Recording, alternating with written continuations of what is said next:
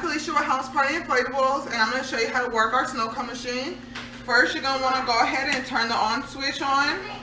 You're going to remove the lever.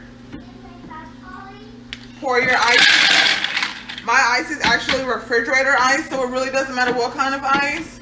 And you're going to want to make sure that it's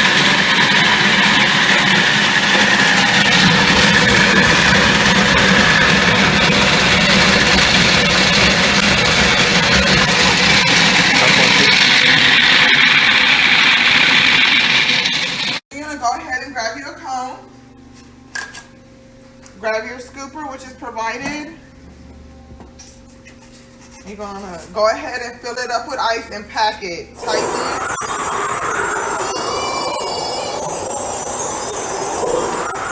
And then round it off to make it look like the perfect snow cone.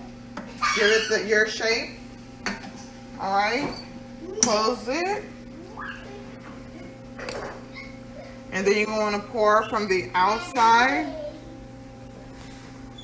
in. And you have the perfect snow cone.